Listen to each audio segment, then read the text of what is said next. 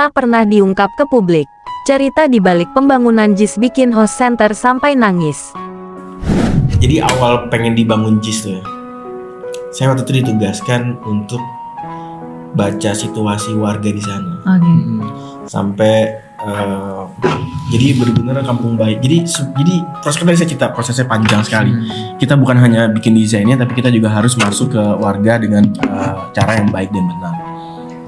Tadi saya juga sampaikan bahwa kalau masuk sana tuh Pemprov udah langsung mereka trauma dan nggak bisa langsung menerima. Apalagi juga mau diajak komunikasi pun akan sulit. Apalagi ngajak komunikasi ya dari kelurahan, dari kecamatan itu akan memakan waktu yang sangat panjang. Jadi saya masuk ke sana, bilang mau silaturahmi. Ya memang juga saya aktivis sosial, pengen melihat hal seperti itu. Benar-benar itu gang yang sempit, kanan kirinya rumah. Di situ tempat prostitusi. Di situ tempatnya sangat becek, pengap, dan saya terlihat seperti banyak unsur-unsur dari kejahatan. Saya bisa jadi itu narkoba, bisa jadi itu segala macam lah. Itu sepertinya ada di situ semua gitu. Karena saya sering bolak-balik masuk sana. Dan pada saat itu saya komunikasi dengan tokoh-tokohnya, ajak ngobrol, baca situasi dan dilaporkan ke Pak Gubernur pada saat itu. Dan akhirnya memang harus ada cara untuk menemukan warga, pimpinan-pimpinan kelompok di sana dengan gubernur langsung. Kalau misalnya kita temukan langsung atau mereka diundang ke sana, nggak mau. Kalau misalnya dikomunikasi sama timnya gubernur lain akan sulit dan akan panjang prosesnya. Akhirnya Pak Anies minta, kalau gitu saya harus langsung ketemu ke warga.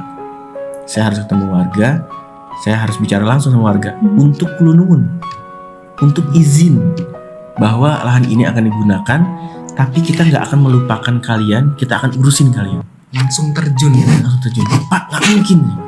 Ini nih Bronx gitu loh. Iya benar. Wilayah ini Bronx. Bapak kalau masuk sana, Bapak perlu keamanannya Bapak gimana ya? Yang ada Pasti mereka kita merasa akan mengkhawatirkan ya. digusur dong. Wah ini banyak keamanan, banyak entah satu PP, entah apa ini gimana ada polisi. Wah ini saya mau digusur. Ya nggak bakal bisa masuk kita di sana. Ya saya nyamar aja. Gila kan? Kepikir gak? Dia berani mau nyamar. Ini bukan nyamar buat tampil di media, dan ini nggak pernah muncul di media. Iya, ini nggak pernah diungkapkan tidak di media. dipublikasikan ya, Bang. Ini baru sekarang nih, ini eksklusif juga nih. Eksklusif nih kita nih. Saya punya foto-foto itu. Saya punya foto-foto itu. Dan beliau ke sana, beliau masuk. Terus gimana caranya Pak? Ya udah. Jadi mobil gubernur itu tanpa pengawalan datang, agak jaraknya agak jauh dari gangnya Kampung Bayam. Kita siapkan motor. Pada saat itu juga dibantu sama beberapa aktivis sosial. Beberapa aktivis sosial pada saat itu memang aktivis pendidikan, aktivis lingkungan di sana yang memang akhirnya ngebantuin kita, dan memang secara silent. Akhirnya kita sampaikan ke warga pada situ bahwa ada dari kami yang mau komunikasi, mau silaturahmi, tolong disiapkan. Oh ya udah disiapkan, akhirnya di kebun warga, kebun Bayam di situ. Tapi ya kita nggak bilang itu siapa. Akhirnya Pak Anies duduk agak jauh, semua silent. Ini nggak ada yang tahu lah. Kita siapkan motor. Beliau dari mobil itu sudah pakai jaket besar, pakai masker. Waktu itu belum COVID, tapi pakai masker muka, pakai helm. Turun dari mobil langsung naik motor. Jalan masuk. Dia lihat sendiri tuh, becek sempit. Itu banyak anak-anak kecil yang main di kubangan itulah. Sangat tidak layak untuk bisa dijadikan lingkungan. Dan masuk nggak pakai iring-iringan, benar-benar kita cuman mempercaya Mas Anies sangat pede, sangat berani gitu ya, nggak perlu ada yang gini ya. Masuk aja, udah masuk aja, masuk. Begitu sampai tempat situ, dia turun dari motor, mereka berdiri semua kan, saya nggak langsung, mereka berdiri semua, nih siapa nih? Begitu Mas Anies buka helm, mereka lihat gubernur yang datang ke situ. Terkejut Pak. Tahu nggak apa yang mereka lakukan? Saya udah khawatir mereka ini kan marah melihat gubernur datang ke sana. Tahu nggak? Mereka tertunduk Pak, nangis. Allahu Akbar, ya Allah, Pak Gubernur mau main ke tempat kami, tempat ini. Nangis dipelukin Pak. Bapak ngapain repot-repot kesini Pak? Gini. Dipelukin, diciumin. Udah nggak expect gitu ya. Nggak expect. Bener-bener langsung turun. Beliau, iya saya kesini mau kulunun, saya mau izin Pak. Pak kami izinin Pak, silahkan. silakan pak, saya sampai mau nangis juga pada itu. Benar-benar mereka tuh sebenarnya bukan orang yang enggak ini, mereka punya hati, punya hati. Tinggal caranya aja harus benar. Cara pendekatan, dan Mas Anies ngerti tentang hal itu. Bernegosiasi tuh dia tuh ngerti. Akhirnya duduk di sana, warga tuh nyampein keluhannya. Pak, selama ini kami digusur. Pak, selama ini kami tidak dimanusiakan. Pak, selama ini kami tidak mendapatkan apa yang harus kami dapatkan sebagai warga Republik Indonesia yang sudah merdeka ini. Mana janji kemerdekaan itu? Mas Anies dengerin semua.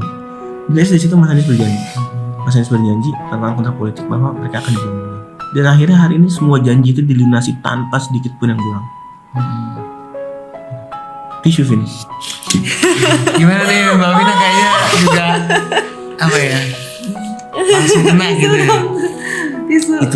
Itu memang jadi sesuatu yang sangat ini ya, sangat saya kagumi gitu, bener-bener. Saya belum pernah lihat orang seperti itu. Hatinya selembut itu ya Bang ya.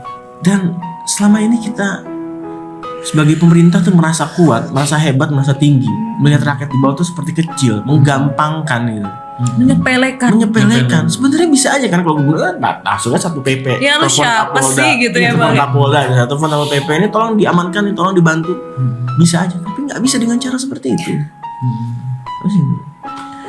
Itu sih, jadi itu sih yang memang akhirnya saya sangat mengawal proses itu sampai akhirnya warga dipindahkan ke tempat sementara, diberikan tempat yang layak, warga tinggal, ada yang tinggal di Rusur, ada yang tinggal di Huntara akhirnya juga. Tapi ya janji itu sudah ditunaikan, tapi sayangnya hari ini warga masih belum bisa mendapatkan haknya dari PJ Gubernur yang saat ini. Dan mudah-mudahan nanti 2024 kita bisa menang dan kita bisa berikan hak itu ke warga Kampung Bayam.